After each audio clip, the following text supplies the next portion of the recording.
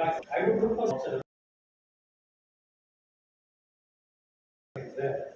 I don't know, like in the morning, we had sir talking about Antapuri chicken. It's old, right? There's many other things. I mean, what you get inquisitive. If you travel by an Airbus, why you get numbers 515 and I tell to the young ones, no matter what century you belong to, in fact, the projects are all around relation. Take this diary. Then he said, look, take this diary. Then he said, look, you're not giving choice of words with which you always tell it. It's like the sermon. It's like the sermon. Summarize. I teach them how you plan that are there. You should help me out. PhD with electronic goods that was there. Yeah, e-commerce. Yes. So the thing is, if you probe more, I mean, you'll have to look at how it can influence the policy makers.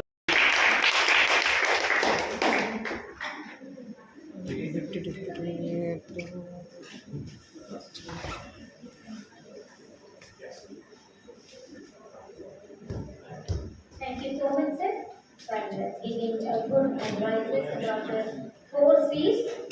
Thank you very much, sir. And now I request Patrick, sir, to give the certificates to the.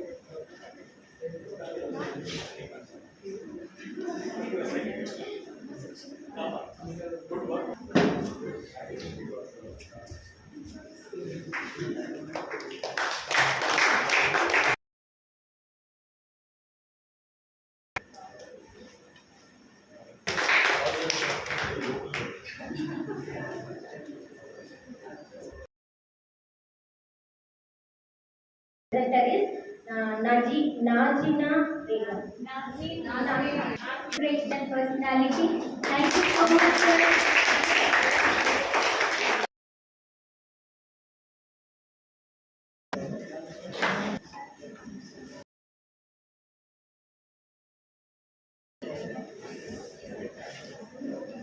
Thank you so much, sir.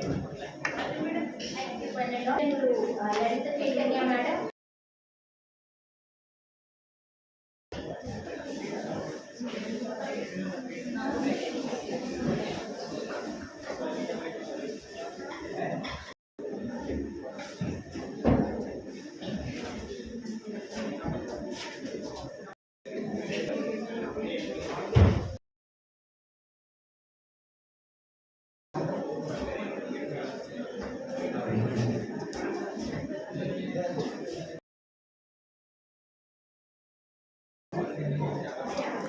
A culture and eco-resort. So homestays planning festivals, predict proper roads. So we have to do the betterment in that. Then next we have public transport.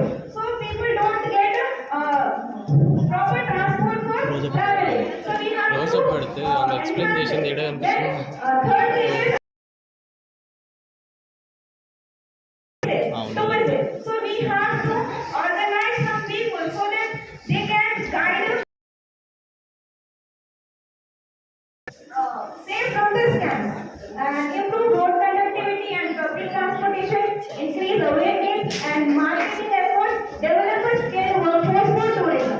And next we have challenges in funding and regulation. What are the first challenges we are facing is funding gap, difficulty in getting capital for tourism projects. So people are not getting the funds. The next thing to build the business, it is time consuming. So we have to organize the things which is less time consuming.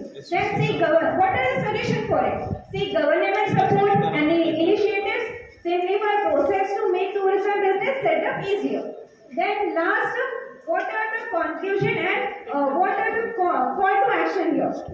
So we have to invest in the business like if they are ready to do the business of tourism, we have to invest in them and we have to support the local initiatives. Like whatever the business will be there, we have to support them. And the third thing is grow. By supporting government initiatives and system, unlock growth potential and contribute to Telangana tourism. At last, my quotation is let's overcome the challenges and take action to build a strong tourism sector. Thank you.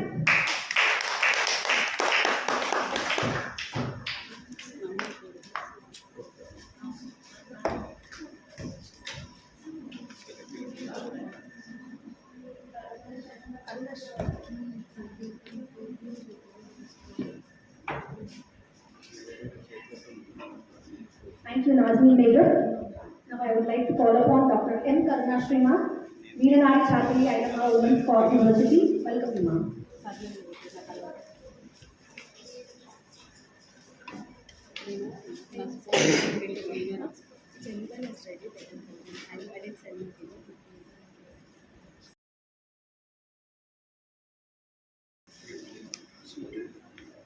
Please చేతు ఇటు ఇటు రా ఇది చూడరా frame ఓకేనా Myself, Dr. Kanmashri. Can you open your book, The economic feasibility and growth of it leads to raise the per capita income of the people, and which in turn increases the purchasing power capacity, which creates demand for goods and service. Output increases, which leads to growth of the nation. And recently, I got visited Vaishno Devi Temple, which is in Jammu, where I could realize how important are to boost the economy and promote the tourism. In two villages, namely Nirmal and Somashila, secured awards in Best Tourism Villages Competition 2020.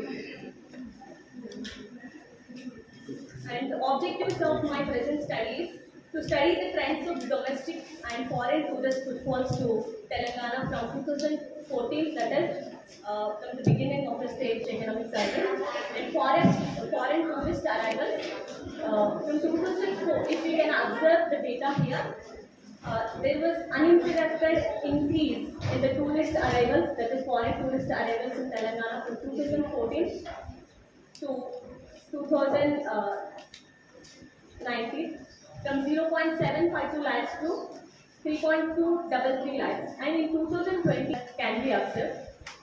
And this is a domestic tourist arrivals in Telangana from 2024, and in 2023 Telangana received 5.84 crore domestic tourist arrivals, and are initial to boost the loan. It is not contributing much to the GDP. Thank you. I would like to thank you. Now I would like to call upon Srikan from Osmania University, JR Scholar, first paper presenting on So I like. So this is our. presenting the paper on tourism, interdependence of traditional water system and tourism. Thank you, Swati.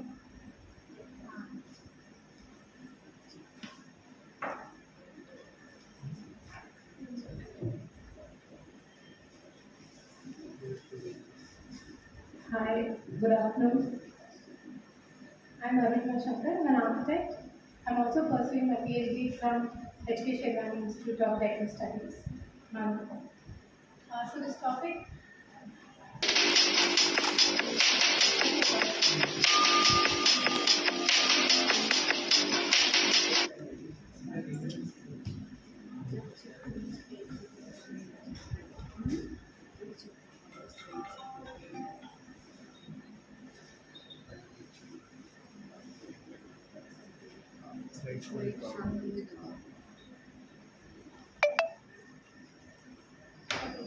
Thank you. So all of us are aware of the water, importance of water and the challenges and the need for water that we have as human beings and other life on the planet. Thank you. Okay, so my presentation today is on three topics. One is a work by the firm Akarma Foundation. Second is on traditional water systems in the nation, where the first works of restoration of stepwells at Babughat in Telangana, and with these two on tourism. So this is one of the works of the office, where Akarma has been working with traditional water systems across South India. We have since 2011, and all those learnings have culminated into this. There is more information in that website.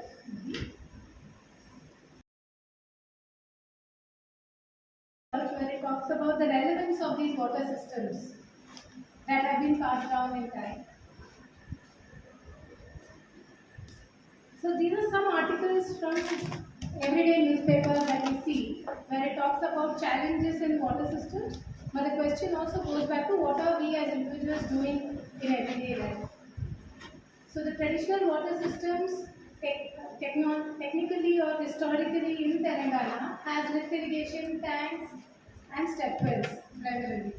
So from there, what we understand as the reason for disconnectedness is lack of awareness, lack of understanding as a person contributing to the water and cycle. Because we always think that it is to be done by a larger piece of the society and missing out on us being a part of it. So then we looking at how disconnected we are from the natural resources that we have, because water now comes from taps rather than wells or tank rivers in our memories.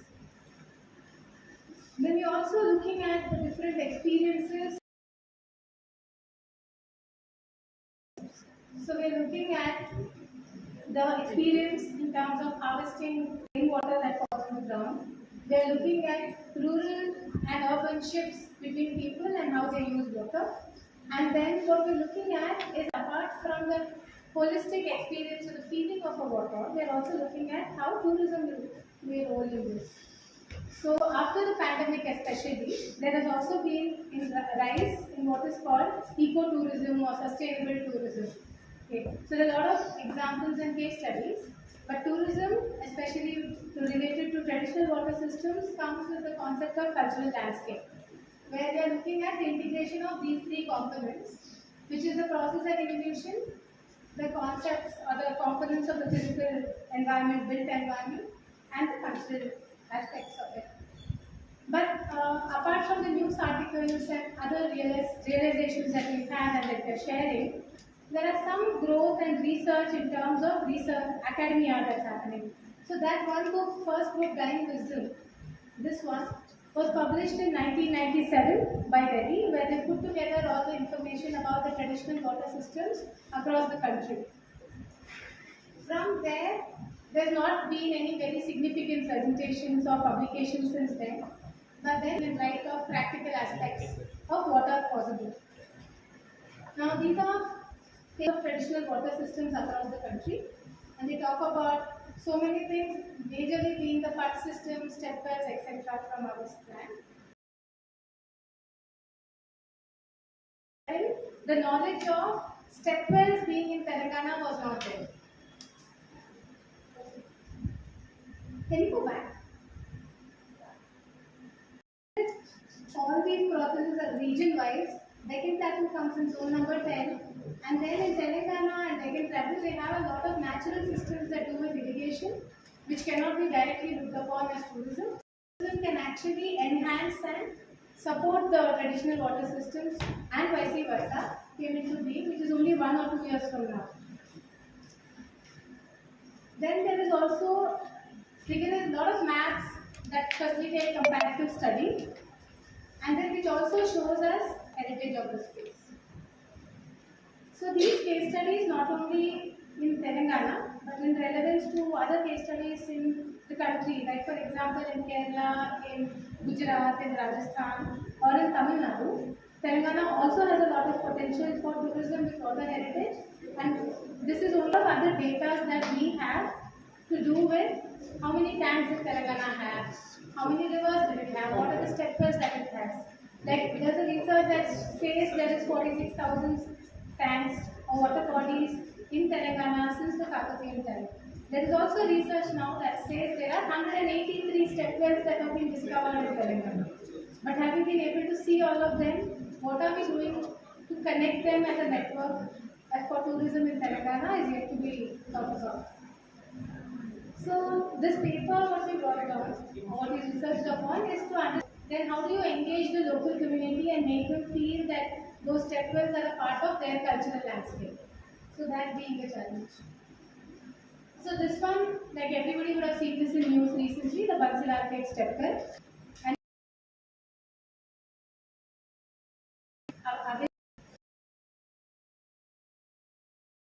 recommendations to the research inauguration of the first step well, which was restored during the pandemic, which is in Bapughat and Dangar House. So what you are looking at is one is active community engagement, where whatever policies come along, whoever are the people working on these traditional systems, They involve the immediate people around there, then move regulatory frameworks, and in terms of education, awareness, and different interpretation of the people, plus restoration and proper. I conclude my work with two things. One is that the studies sort of puts together since 2011, where we are working in understanding traditional water systems across the South India, specifically to Deccan land. Then also it culminates to the research in PhD, where we are working on understanding the water systems very pertaining to Telangana state. And third is that how will this help tourism and how does tourism help the water system come again in terms of reactivating them and using the process, which will also address a lot of water challenges that we have in the present time. One thing that I would also like to say is that as a part of World Heritage Day celebration, which is on 18th April, the first step well which was restored at Bapugarh, it is less known because it is not open to public. So we are having a heritage walk there on the Saturday in the evening. If somebody wants to join, they can come along and just experience a small interactive walk on that. Maybe a small demonstration of what tourism can do to water systems. Thank you.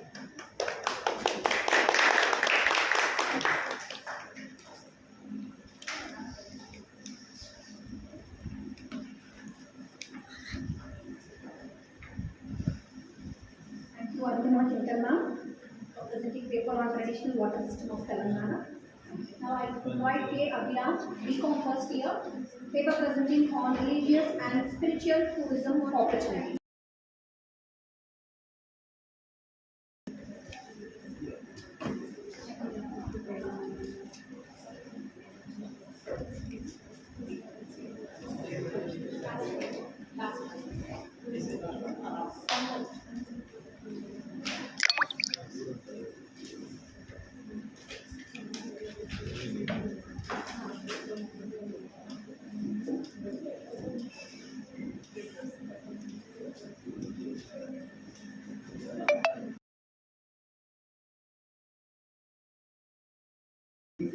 Myself Government Seat Cadet. I'm studying BCom first year.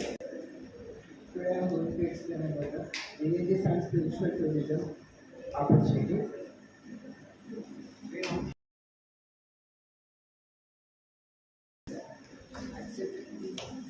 It is power. It's in Gujarat. Action. Religious and spiritual tourism refers to the travel motivated faith and tourism. Research. India has 42 World Heritage Sites. India has 42 heritage which is approved by UNESCO. In all over 190 countries, India has 42 World Heritage Sites. In that, India is very special in tourism because India is a secular country. Please give me attention. In all our world, in all our religions live together in India. India has more spiritual places and religious spots where people can worship and offer their rituals. Religious tourism across major world religions. Coming to this religions across the world, in India, all the religious people are living. And all over the world, there are several religions. But every religion has their spot of religion and they worship their religion. Then yearly once, at least yearly once, they visit the religious place and they go for peaceful mind and as a tour. Cultural tourism. Cultural tourism is different from religious tourism. Cultural tourism different from other words. History, fashion, food, music, lifestyle, and heritage. Next one is spiritual tourism. Spiritual became old in indirectly or indirectly. Balance of payment and also provide employment for people as something in the devotional phases. Only because of this, they can't afford money to go there. I request Chairperson Dr. Anakati Raghu sir to present the certificate. Sir, please come on to the dais. On the dais.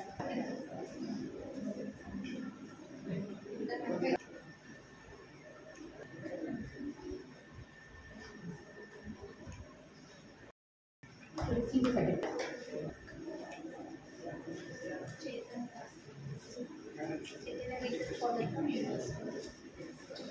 I invite Chaitanya.